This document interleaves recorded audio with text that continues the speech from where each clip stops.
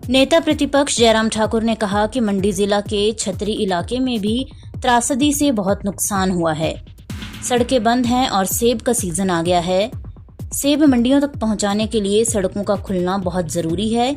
इसीलिए जिनके पास भी मशीनें हैं वे लोग सड़क खोलने में हमारी मदद करें, जिससे हम समय से सड़कें खोलकर लोगों के उत्पाद बाजार तक पहुंचा सकें।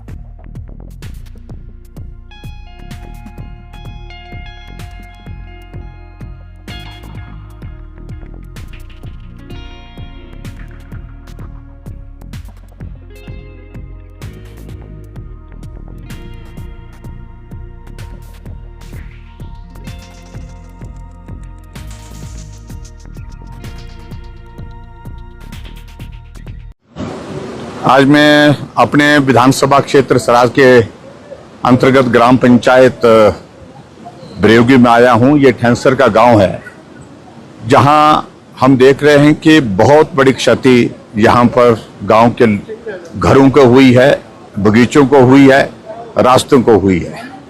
मेरे से पीछे यहाँ चलने का जो पुल है, वो पुल दोनों तरफ से जो है वो असुरक्षित हो गया है, लेकिन और कोई रास्ता नहीं है इसके सिवाय यहाँ इस खड्ड से पार निकलने का। तो फिर भी जान जोखिम में डाल करके लोग यहाँ इस पुल के रास्ते जो है चढ़ करके यहाँ तक इस नदी को, इस खड्ड को पार कर रहे हैं। सबसे बड़ी बात चिंता का विषय है कि इस इलाके में सेब की फसल इस वक्त तैयार है, लेकिन हमारे जो लिंक रोड्स वो पूरी तरह से अभी तक बंद पड़े हैं। मेन हमारा एक रोड जहाँ तक खुला है और उसके लिए हम कोशिश कर रहे हैं कि कुछ जेसीबी का इंतजाम हो जाए ताकि लिंक रोड को भी खोलने का प्रयत्न किया जा सके, ताकि सेब की फसल मार्केट तक पहुंच सके। ऐसा हमारा प्रयास है। लेकिन फिर भी मैं इस बात को देख रहा हूं कि यहाँ घरों को तो नुकसान हुआ है। 2 घरों के बारे में जो जानकारी दी गई पूर्ण रूप से क्षतिग्रस्त हुए हैं, लेकिन पार्शियली डैमेज जो है घरों का नंबर बहुत ज्यादा यहाँ पर भी है। लेकिन जिंदगी सलामत है, जिंदगी बच गई है, ये बहुत बड़ी बात है। आज के इस दौर में मैं यही कहूंगा कि पूरे सराज विधानसभा क्षेत्र में इस वक्त हम युद्ध स्तर पर जो रोड्स का, सड़कें जो डैमेज हुई है उनका रेस्टोरेशन का काम चला रहे हैं, उनको ठीक तरह से खोलने का काम चलाए हैं, ताकि हमारे जो जितने भी पेयजल योजनाएं हैं, हमारी पावर सप्लाई है, उसके साथ साथ में जो हमारे सेब की फसल तैयार है उसको मार्केट तक पहुंचाने का काम हो सके।